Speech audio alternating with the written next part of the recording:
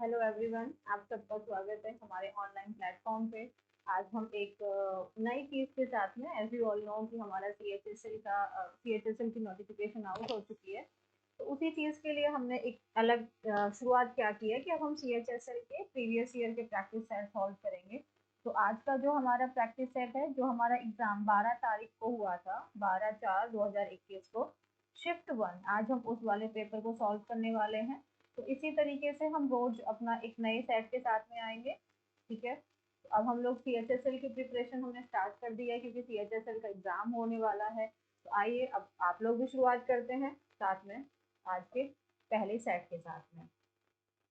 तो फर्स्ट हमारा क्वेश्चन क्या है, आपको पैरा जंबल दिया हुआ है। मैंने आपको कहा है कि चाहे वो सीजीएल हो या सीएचएसएल हो, आपको पहले क्या करना होगा, एक रीडिंग करनी होगी। आपको पहले एक रीड करना होगा। आप रीडिंग कीजिए। उसके बाद में जैसे आपको ऑप्शंस दिए हुए हैं, तो आप अपना स्टार्टिंग स्टेटमेंट ढूंढिए। और उसके बाद में आप देखिए कि क्या आप कुछ एलिमिनेट कर पा रहे हैं। अगर बेटर है, अदरवाइज फिर आपको कोई और तरीका देखना पड़ेगा। तो पहले स्टार्टिंग स्टेट मतलब पहले रीड करते हैं। There he brought them up as his own children. There he के बारे में कुछ बोला गया है, हमें नहीं पता है ये ही कौन है। He took them away to his hut. Okay, he again यहाँ पे ही के बारे में बात हुई है, वी डोंट नो ही कौन है यहाँ पे। He found the two children in the basket, again यहाँ ही के बारे में बात हुई है। One day an old man came to the jungle. Okay, यहाँ पे एक ओल्ड मैन हमें बता दिया गया है और यही ओल्ड मैन को यहाँ पे ही से यूज किया गया है। तो हमें क्लियर पता चल गया कि जो हमारा स्टार्टिंग स्टेटमेंट है वो सिर्फ और सिर्फ बी हो सकता है। ऑप्शन नंबर ए कैंसिल हो गया, ऑप्शन नंबर बी भी कैंसिल हो गया। अब आपके पास में दो ऑप्शंस बाकी हैं, A B C and D. अब कह रहा है ये डी का सी से बना रहा है, जरा देखें। One day an old man came to the jungle, he found the two children and the basket. हाँ बिल्कुल है कि डी, वन डे एक ओल्ड मैन जंगल में आया, वहां पे उसने क्या पाया, दो बच्चे और एक बास्केट। ठीक है, फिर उसके बाद में he took them away to his hut. Okay, फिर जब उसको वो बच्चे वहां पे मिले तो वो उनको अपने हट में लेके चला गया, अपनी झोपड़ी में लेके चला गया। एंड वहां पर फिर उसने उनको अपने खुद के बच्चों की तरह उसका पालन पोषण किया। बिल्कुल हमारा डी सी बी ए का एब्सोल्युटली फेयर है, तो ये हमारा एब्सोल्युटली करेक्ट आंसर है। बट एक बार डी बी ए सी को भी देख लेते हैं। One day an old man came to the jungle, he took them. यहाँ पे जो ये देम है ये किसके लिए आया है, यहाँ पे जो ये देम है ये किसके लिए आया है, क्योंकि सी में पहले हमें बता दिया दो बच्चे, और इन दोनों बच्चों के लिए ये देम आया है। यानी ये पता चल गया कि पहले सी आएगा और उसी के बाद में डी आएगा। तो पहले सी आएगा, उसके बाद में बी आएगा। यहाँ बी पहले दिया हुआ है तो इसलिए ये ऑप्शन भी कट गया। तो एक ही ऑप्शन है हमारा, ऑप्शन नंबर सी।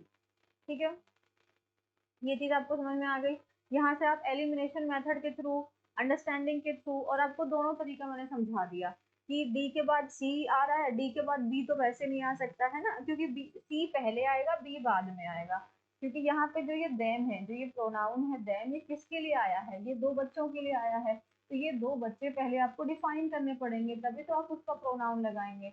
आप अगर किसी का प्रोनाउन लगा रहे हैं तो आप उसका नाउन भी डिफाइन कीजिए, आपको उसका नाउन भी डिफाइन करना होगा।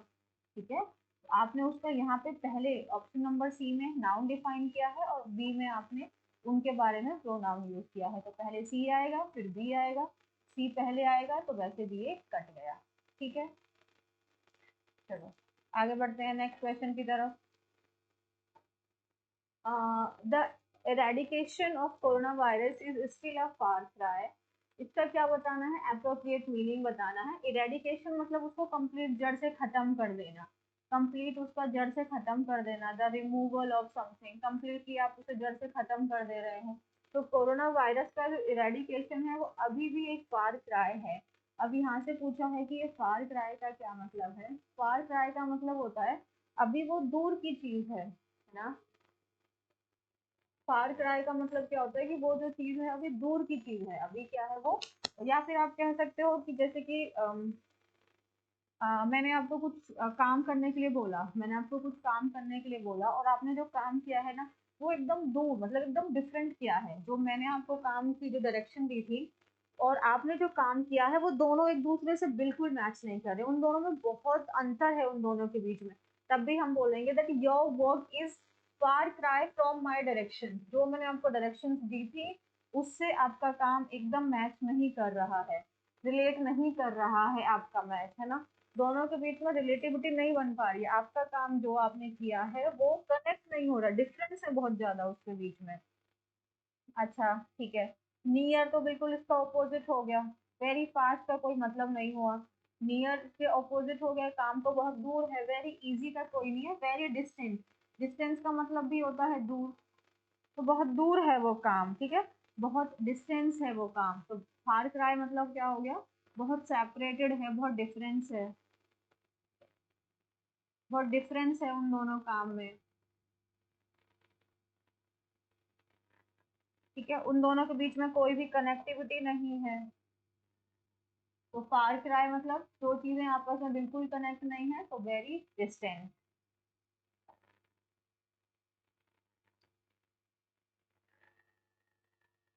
इनकरेक्ट स्पेलिंग आपको बतानी है, इंस्टेड, इंस्टॉल, इंस्टेंस या इंस्पायर।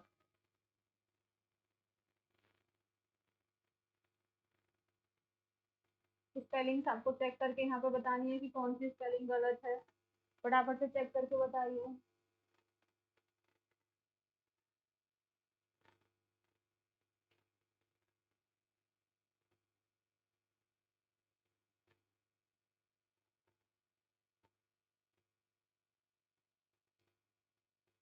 अच्छा देखिए, एक्चुअली यहाँ पे क्या है कि जो एग्जाम में था उसमें और इसमें क्या हो गया है, एग्जाम में आपको इसकी स्पेलिंग रॉन्ग दे रखी थी, वहाँ पे इंस्टेंस करके दिया हुआ था, SE करके, और यहाँ पे टाइपिंग करते में वो ऑटो करेक्ट हो गया और वो ऑलरेडी C बन गया है, तो एक्चुअली में आपका बी ऑप्शन में गलती दे रखी थी, इंस्टेंस करके दिया हुआ था।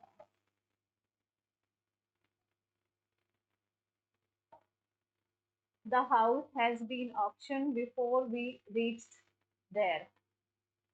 अच्छा, हमारे घर पहुंचने से पहले ही वो काम कंप्लीट हो चुका था। देखो आपके इस वाले सेंटेंस में दो एक्शंस हो रहे हैं, the house has been auction, दो एक्शन है, एक ये हुआ है और एक हमारा घर पहुंचना हुआ है, तो हम घर पहुंचे ये एक एक्शन है, और कुछ आपका घर को ऑक्शन होना और हमारा घर पहुंचना दो एक्शन है। जब दो एक्शंस होते हैं तो आपको ये देखना होता है कि एक्शन वन कौन सा हुआ है और एक्शन टू कौन सा है। आपको अपना एक्शन वन और एक्शन टू देखने हैं, क्योंकि अगर हम बात करते हैं पास्ट परफेक्ट की, तो पास्ट परफेक्ट का मतलब होता है पास्ट का भी पास्ट, पास्ट का भी पास्ट मतलब पास्ट को अगर मैं बोलूँ तो पास्ट इंडेफिनिट हो गया, पास्ट इंडेफिनिट, और इसका भी पास्ट, मतलब इस मतलब अगर दो एक्शंस हुए हैं तो मतलब अब बताओ, दो एक्शंस हुए हैं, कोई एक एक्शन हुआ होगा और उस एक्शन से भी पहले कोई दूसरा एक्शन हुआ होगा, तो दोनों ही पास्ट के एक्शन है, तो जो पहला वाला सबसे पहले एक्शन हुआ है उसको हम पास्ट परफेक्ट में रखते हैं, जो एक्शन सबसे पहले हुआ है उसे पास्ट परफेक्ट में, और जो उसके बाद हुआ है उसको रखेंगे पास्ट इंडेफिनिट में। तो पहले हमारा घर पहुंचना हुआ है,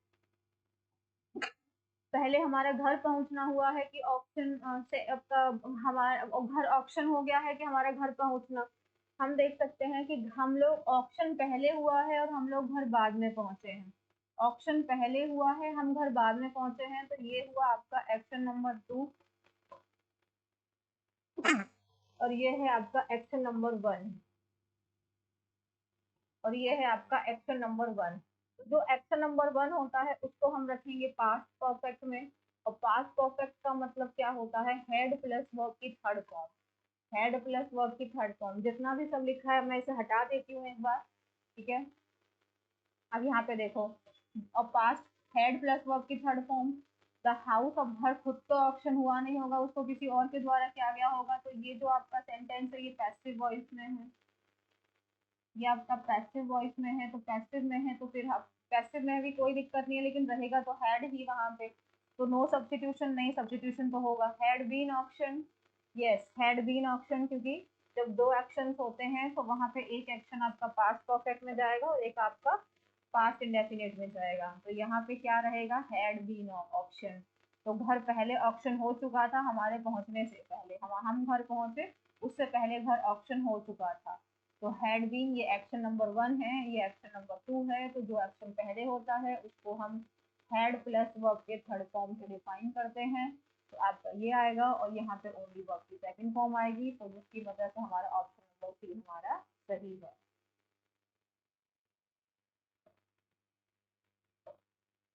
next question, select the most appropriate antonym. Antonym बताना है आपको, जरा फटाफट से देखिए। रिजॉल्व, रिजॉल्व करना मतलब अगर आप किसी चीज को रिजॉल्व कर रहे हो तो आप उस बात से अग्री कर रहे हो, आप रिजॉल्व कर रहे हो तो आप उस बात से अग्री कर रहे हो। आप लोगों के बीच में क्या है, एम्यूनिटी हो, मतलब आपने कोई पॉइंट डिसाइड कर लिया है कि ओके ठीक है, अग्रीमेंट हो गया आप लोगों के बीच में, तो डिसीजन ले लिया है आपने, बात को एनालाइज कर लिया है आपने, हाँ ठीक है, आपने चीजों को आपने समझ लिया है।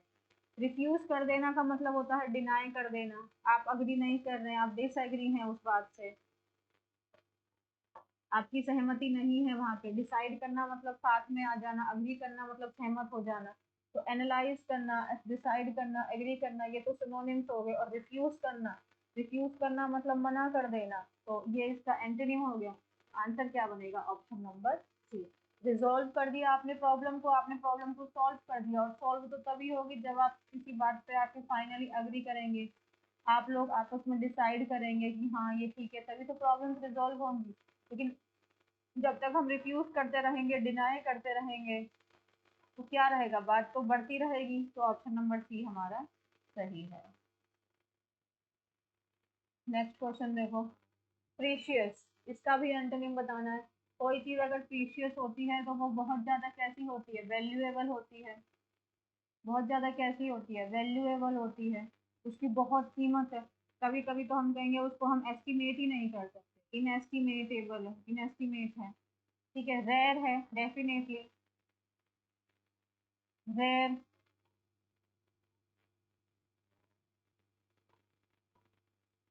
रेयर है वो चीज, कॉमन नहीं है वो। कॉस्टली है, डेफिनेटली कॉस्टली है, एक्सपेंसिव है, हर जगह नहीं मिलेगी, रेयर है। अच्छा, प्रीशियस चीज और कैसी हो सकती है, चीप तो हो नहीं सकती है, चीप तो होगी नहीं, प्रीशियस है तो महंगी होगी। तो इसका एंटोनिम कौन सा बनेगा, ऑप्शन नंबर, एंटोनिम क्या बनेगा इसका, ऑप्शन नंबर डी। तो ऑप्शन नंबर डी बनेगा इसका एंटोनिम। ठीक है, ऑप्शन नंबर डी है इसका antonym. Next question, speed greater than that of sound. अगर जो स्पीड है वो साउंड से भी ज्यादा, मतलब then that of normal sound, जो नॉर्मल साउंड है ना उससे भी ज्यादा अगर स्पीड होती है तो उसको क्या बोलते हैं। देखो, अब यहाँ पे दो शब्द, अब सारे शब्दों के बारे में जान लेते हैं। Harmonic and then cacophonic, cacophonic. अब देखो, हार्मोनिक एंड कैकोफनिक के दोनों आपस में एंटोनिम्स हो गए। कैको का मतलब क्या होता है, कैको प्लस फोनी। कैको का मतलब होता है something which is bad, and Fani mean sound. लेकिन ये ना एक हार्श साउंड हो गया, कैसा साउंड हो गया, हार्श। कैसा साउंड है, अनप्लेजेंट, अनप्लेजेंट है वो, बहुत हार्श है। ठीक है, तो ये जो आवाज, जैसे कर्कश आवाज कहते हैं ना, वो होता है आपका कैकोफनी। ओके, हार्मोनिक कौन से साउंड होते हैं, जो बहुत प्लीजिंग होते हैं, कान को सुनने के लिए बहुत अच्छा लगता है, बहुत प्लीजिंग है, बहुत सूदिंग है, बहुत रिलैक्सिंग है, आपको रिलैक्स मिलता है वो सुन के, बहुत रिलैक्सिंग है। इसको क्या बोलते हैं, इसको यूफोनी भी बोलते हैं। तो यूफोनिक हो जाएगा, यूफोनिक मतलब मेलोडियस है, मेलोडियस है वो आवाज। अब आ जाता है सुपरसोनिक एंड सबसोनिक। सुपरसोनिक का मतलब हो जाता है आवाज जो है वो हाई है, मतलब जो एक रेंज होती है उससे भी ज्यादा है। और सबसोनिक हो गया, जो आवाज है वो लो है, जो कैटेगराइज होती है आवाज उससे भी लो है, तो वो हो जाएगा सबसोनिक। और सुपरसोनिक मतलब अब फ्रीक्वेंसी जो है उसकी वो नॉर्मल लोगों के सुनने से ज्यादा है उसकी फ्रीक्वेंसी, तो उसको कहेंगे सब सुपरसोनिक। और लो है उसको कहेंगे सबसोनिक। बट इसने क्या पूछा है, ग्रेटर स्पीड पूछी है, तो हमारा आंसर बनेगा सुपरसोनिक। नेक्स्ट क्वेश्चन देखो, प्रूडेंट। प्रूडेंट का मतलब क्या होता है पहले जान लेते हैं। प्रूडेंट का मतलब होता है बहुत ज्यादा केयरफुल होना अपने काम को करते हैं। आप कैसे हैं? बहुत केयरफुल हैं। आप कैसे हैं? बहुत अवेयर हैं। ठीक है। आप क्या है? वेरी है। प्रूडेंट दिया हुआ है। आप कैसे हैं? बहुत सेगेशियस हैं। ठीक है। आप देखिए,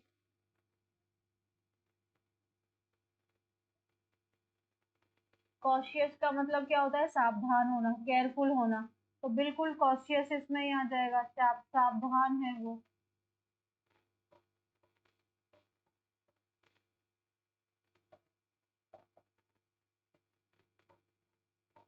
पैंसटेकिंग है। ठीक है। तो आपका क्या बनेगा?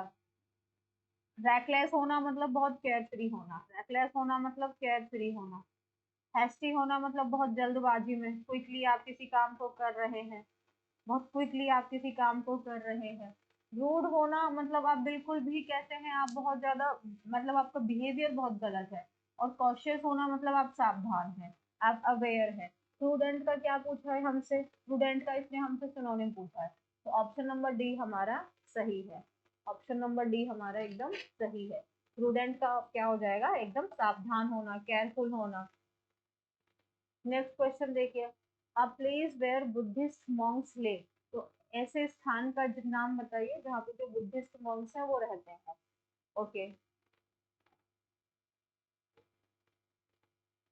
तो बुद्धिस्ट मॉन्क्स कहाँ रहते हैं? मोनेस्ट्री। ऑप्शन नंबर ए हमारा सही है, मोनेस्ट्री।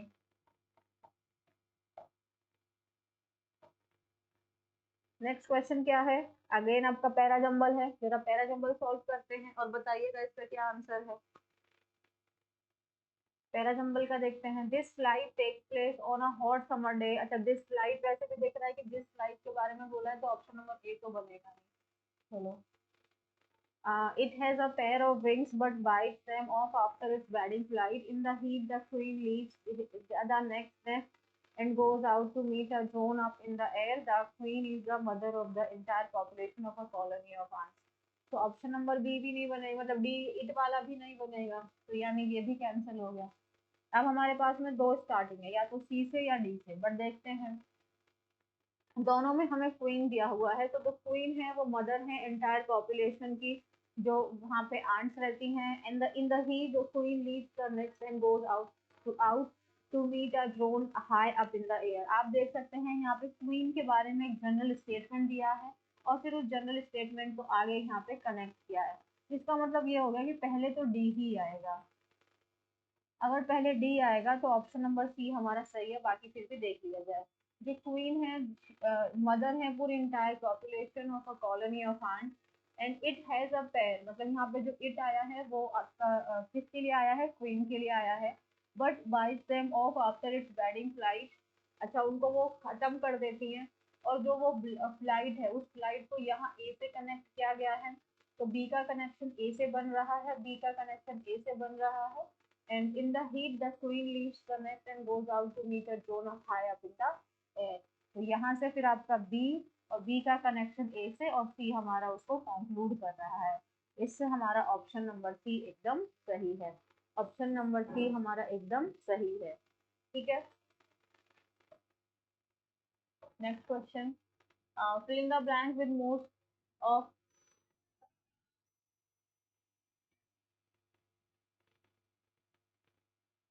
अच्छा अच्छा, देखो क्या हुआ है। fill in the blank with most of the suitable word। यहाँ पे most of the suitable word यहाँ आना चाहिए। Most of the suitable word, जो भी सही शब्द है उससे आपको इसको फिल करना है।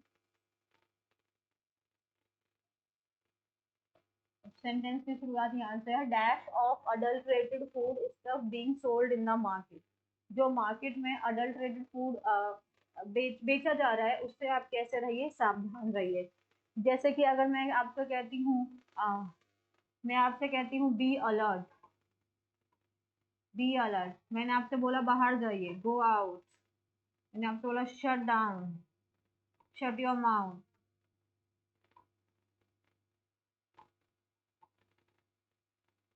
बोलिए। मैंने आपको बोला कि sit down.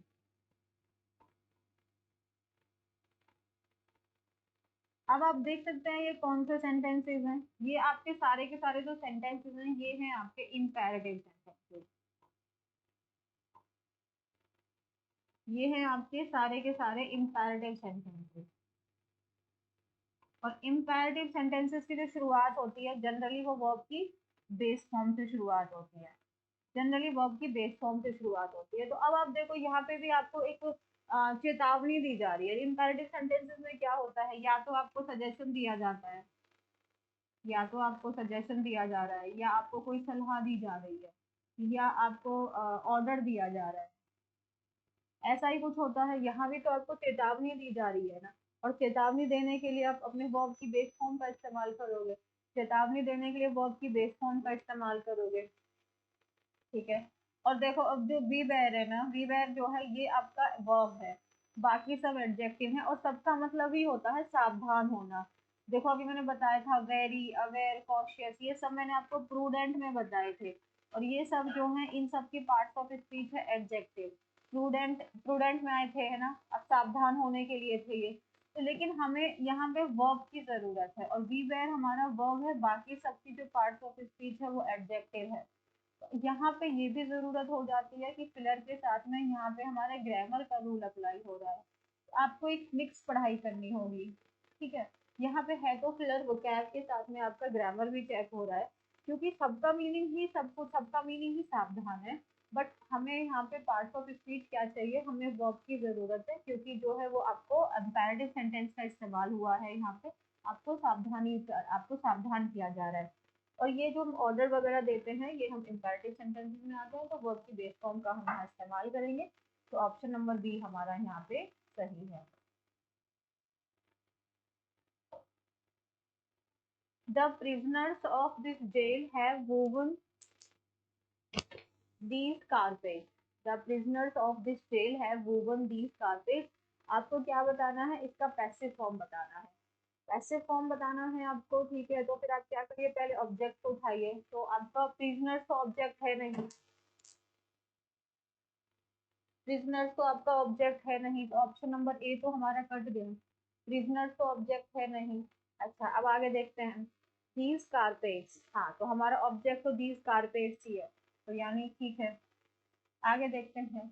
Of this jail, अगर आप देखें तो आपका मेन सब्जेक्ट ये है, आपका सब्जेक्ट ये है, ये प्रेपोजिशन है, तो ये प्रेपोजिशन का ऑब्जेक्ट है। ये आपकी वर्ब है। प्रिजनर्स आपका जो है वो प्लूरल सब्जेक्ट है, तो यहाँ पे हैव लगाया है। अब अगर ये पैसिव में है तो यहाँ पे हम लोग जानते हैं पैसिव में अगर हम प्रेजेंट परफेक्ट का पैसिव बनाएं, पास्ट परफेक्ट का पैसिव बनाएं, लेकिन हम क्या करते हैं, हैव के साथ में वर्ब की थर्ड फॉर्म बीन लगाएंगे, और फिर हम यहाँ पे मेन वर्ब अपना थर्ड फॉर्म में लगाएंगे। अब आप देखिए आपको बीन कहाँ दे रखा है, कारपेट्स आपका प्लूरल है, तो हैव दिया हुआ है बीन और वोवन। दैट मीन्स आपका ऑप्शन नंबर बी एकदम सही है। ऑप्शन नंबर बी हमारा एकदम सही है। तो यहाँ से हमने देखा option number B. Next question देखिए। आपको क्या बताना है, इनडायरेक्ट करना है इसको। The gardener said to the children please do not pluck any flowers. Okay. Gardener please, अगर जो प्लीज का मतलब हुआ वो रिक्वेस्ट का सेंस आ रहा है, ऑर्डर का सेंस तो बिल्कुल नहीं आ रहा है। तो ऑर्डर का सेंस नहीं आ रहा, टोल्ड नहीं आ रहा, रिक्वेस्ट का सेंस आ रहा है, तो रिक्वेस्ट हो गया। The gardener requested to the children नहीं होता, the gardener requested the children. और फिर यहाँ पे देखो गलती क्या हो गई, एक बार यहाँ पे आपने रिक्वेस्टेड लगा दिया और फिर आप यहाँ प्लीज नहीं लगाएंगे। आपके इनडायरेक्ट सेंटेंस को जब डायरेक्ट डायरेक्ट को जब इनडायरेक्ट में करते हैं तो वहाँ पे सर मैडम वगैरह का भी इस्तेमाल नहीं करते। ठीक है। तो यहाँ पे प्लीज नहीं आएगा, तो ऑप्शन नंबर ए ही हमारा यहाँ पे सही है। The gardener requested the children not to pluck any flowers, तो ऑप्शन नंबर ए हमारा एब्सोल्युटली राइट। नेक्स्ट देखो। Why didn't you submitted your project on time? Now see here, आप देख सकते हैं कि जो भी हम जब भी हम डू, डज या डिड का मेन वर्ब की तरह इस्तेमाल करते हैं, डू डज या डिड का मेन वर्ब की तरह इस्तेमाल करते हैं, अगर हेल्पिंग वर्ब की तरह इस्तेमाल करते हैं, सॉरी, जब भी डू डज डिड का हेल्पिंग वर्ब की तरह इस्तेमाल करते हैं, उसके बाद जो भी मेन वर्ब आती है वो अपने फर्स्ट फॉर्म में आती है। तो डिड तो ठीक है, यहाँ पे सबमिटेड नहीं आना चाहिए, तो यहाँ पे क्या आना चाहिए, सबमिट आना चाहिए। मतलब सबमिटेड की एरर है, तो वहां पे सबमिट आना चाहिए। तो why didn't you submit, submit आना चाहिए। Next, electric heaters were providing to all the officers at the guest house. तो इलेक्ट्रिक हीटर्स वर प्रोवाइडिंग, अच्छा इलेक्ट्रिक हीटर्स खुद तो अपने आप को प्रोवाइड नहीं किए गए होंगे, खुद को प्रोवाइड नहीं कर रहे होंगे, मतलब किसी और के द्वारा ही वो काम किया जा रहा होगा। तो यहाँ पे जो एरर हुआ वो इलेक्ट्रिक हीटर खुद को प्रोवाइड तो नहीं करेंगे, तो ये एक्टिव में नहीं आना चाहिए, ये पैसिव में आना चाहिए। तो electric heaters were provided to all the officers at the guest house, were provided होना चाहिए, यहाँ पे प्रोवाइड किए गए थे वहां पे, तो वर्ब प्रोवाइडेड। ठीक है, नेक्स्ट क्वेश्चन। स्ट्रेच,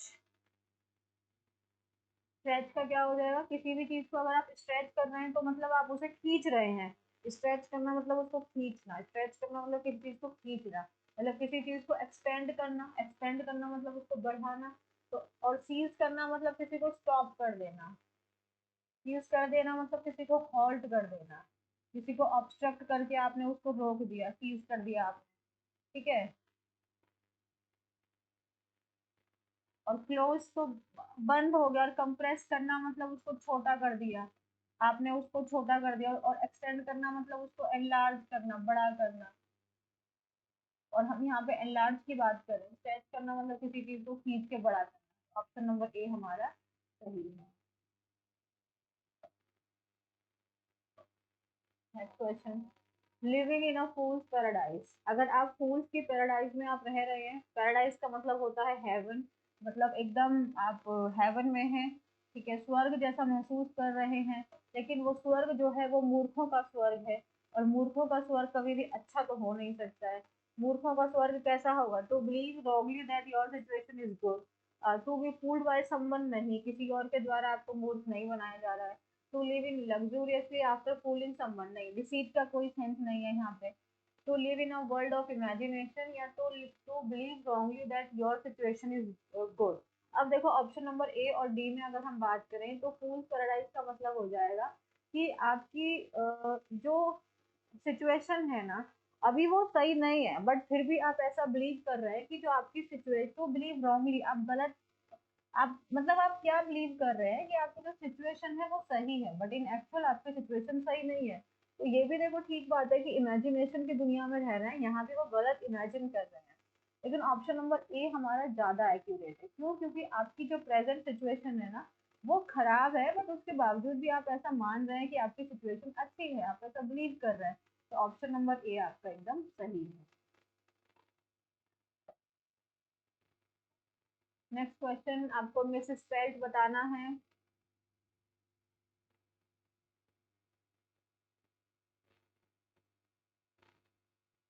देखो यहाँ पे क्या है, सर्जेंट का कोई स्पेलिंग एरर नहीं है, partner no error, parachute no. Actually again tariff की स्पेलिंग आपके एग्जाम में गलत दी थी, एग्जाम में थी डबल आर करके, शायद ऐसे कुछ था, डबल आर करके टैरिफ लगाया हुआ था, लेकिन एक्चुअली में जो टैरिफ की स्पेलिंग होती है वो सिंगल आर करके होती है, तो एक्चुअली में टैरिफ की स्पेलिंग में एरर था आपका, यहाँ पे ये सही टाइप कर दिया है, टैरिफ की स्पेलिंग में error. Supriya as well as her friends have gone of a trekking expedition. Expedition हो गया कोई एक शॉर्ट ट्रिप, है ना, कोई जर्नी, शॉर्ट ट्रिप, किसी शॉर्ट ट्रिप पे गए हैं वो लोग। ओके, तो Supriya as well as his friends, as well as her friends have gone, you know कि यहाँ पे आपका मेन सब्जेक्ट कौन है, ये तो जस्ट उनको कनेक्ट कर रहा है, लेकिन मेन सब्जेक्ट कौन है हमारा, सुप्रिया। सुप्रिया हमारा मेन सब्जेक्ट है, सुप्रिया सिंगुलर सब्जेक्ट है, तो उसके साथ में हैव नहीं आना चाहिए, तो क्या आना चाहिए वहाँ पे, हैज आना चाहिए। तो Supriya as well as her friends has gone off a trekking expedition, has gone, option number B हमारा सही है। नेक्स्ट क्वेश्चन देखिए, I should have stopped them then and there, but it never even dashed to me that I should. But देखो यहाँ पे कह रहा है कि I should have stop them then and there, मुझे उनको वहीं पे रोक देना चाहिए था, but it never even dash to me, लेकिन ये कभी मेरे दिमाग में आया ही नहीं दैट आई शुड, कि मुझे ऐसा करना चाहिए। रिमाइंड तो कोई और आपको करेगा, हैपेंड मतलब होना, एंड सजेस्ट भी कोई और पर्सन करेगा। अकर्ड मतलब आपके खुद के दिमाग में आना, वो चीज आपके दिमाग में वो चीज आना। तो ऑप्शन नंबर सी यहाँ हमारा एकदम सही है। नेक्स्ट क्या है? अच्छा, अब ये आ गया है आपका, ये आपका आ गया पैरा। ठीक है, क्लोज टेस्ट आ गया है, तो जरा क्लोज टेस्ट सॉल्व करते हैं। क्लोज टेस्ट आप लोग सॉल्व कीजिए, फिर इसको आगे देखेंगे। सर पहले इसको रीड करो।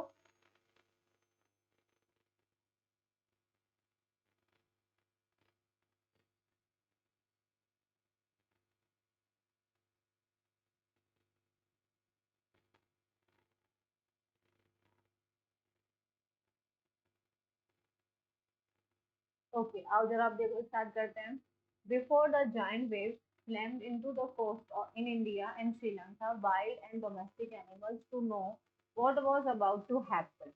मतलब जो बड़ी बड़ी जो ह्यूज वेव्स थी ना, जो ह्यूज वेव्स थी उनके आने से पहले ही, ह्यूज वेव्स के आने से पहले, स्लैम करना मतलब हिट करना, तो वो हिट करें, कहाँ पे हिट करें? इंडिया और श्रीलंका में। जो वाइल्ड एनिमल्स और डोमेस्टिक एनिमल्स हैं वो समझ गए थे कि क्या होने वाला है। आगे, fled to safety according to eyewitness, फिर वो आई विटनेस के अनुसार अगर देखें तो वो एक सेफ प्लेस की तरफ भाग गए। एलिफेंट स्क्रीम देन रैन, एलिफेंट चीखने लगे, दहाड़ने लगे, और वो एक ग्राउंड की तरफ भागे। Dogs refuse to go outdoors, dog ने बाहर जाने से मना कर दिया। फ्लेमिंगोज अबेंडेंड, त्याग देना मतलब their low lying breeding areas, उन्होंने अपने जो ब्रीडिंग एरियाज है उसको छोड़ दिया। और जू एनिमल्स जो थे दे रश इनटू देयर शेल्टर, और वो लोग अपने शेल्टर में दौड़ने लगे। देखो, इससे मुझे एक जनरल आइडिया मिल गया कि सेंटेंस किस बारे में। अब जरा थोड़ा सा अब इसको फिलर के रूप में इसको फिल करते हुए चलते हैं। ठीक है, आइए। Before the giant wave slammed hit the coast in India and Sri Lanka, wild and the domestic animals. Domestic animals, they too knew. Okay. Now, slammed दे रखा है, देखो यहाँ पे आपकी वर्ब की सेकंड फॉर्म दे रखी है। देखो एक्चुअली में यहाँ पे आपको सीन के ही डिफरेंट डिफरेंट फॉर्म दे रखे हैं। मेन वर्ब के रूप में आपको सीन के ही डिफरेंट डिफरेंट फॉर्म दे रखे हैं। सीमिंग जैसा शब्द नहीं होगा। अच्छा, अब देखो ये तो हो गया प्रेजेंट के अनुसार, ये हो गया आपका आपका पैसिव वॉइस में, और ये हो गया आपका वर्ब की सेकंड फॉर्म। ये हो गया प्रेजेंट टेंस, ये हो गया पास्ट में, पास्ट इंडेफिनिट, और ये हो गया आपका पैसिव में। देखो यहाँ पे क्या, एनिमल्स खुद ही भाग रहे हैं, उनको भगाया नहीं जा रहा है, वही भाग रहे हैं, तो हमारे एक्टिव की जरूरत है। अब देखेंगे प्रेजेंट चाहिए या पास्ट। आप यहाँ पे देखो, यहाँ पे ऑलरेडी वर्ब की सेकंड फॉर्म यानी कि पास्ट का दे रखा है, तो आगे भी पास्ट ही कंटिन्यू रहेगा। तो ऑप्शन नंबर डी हमारा सही है। दे सीम्ड टू, ऐसा प्रतीत हो रहा है कि वो लोग जानते हैं, what was about to happen, कि होने क्या वाला है, वो चीज वो लोग ऑलरेडी जानते हैं। आगे देखते हैं। दैश दे फ्लीड टू सेफ्टी। अच्छा यार, एक बात बताओ, अब यहाँ पे तो देखो वाइल्ड एनिमल्स के बारे में, डोमेस्टिक एनिमल्स के बारे में दिया हुआ है, तो एक या दो तो है नहीं, वो अस नहीं है, वहां पे जानवर के बारे में बोला है, बी भी नहीं आएगा। अब देखो दे और देम में, दे आपका जो है वो सब्जेक्टिव केस है, दे जो है वो आपका सब्जेक्टिव केस है, और देम जो है ये आपका ऑब्जेक्टिव केस है। और वर्ब से पहले सब्जेक्टिव केस आते हैं, ना कि ऑब्जेक्टिव केस आते हैं। तो ऑप्शन नंबर ए हमारा दे यहाँ पे आएगा, देम नहीं आएगा। नेक्स्ट देखो। According to eyewitness that, eyewitness dash, eyewitness ने क्या किया होगा? आई विटनेस ने कोई स्टेटमेंट तो दी नहीं होगी, स्टेटमेंट की बात तो चल नहीं रही है। आई विट नरेशन, नरेशन का मतलब क्या होता है? कोई भी स्टोरी ना, स्टोरी टेलिंग, स्टोरी टेलिंग को कहते हैं नरेशन।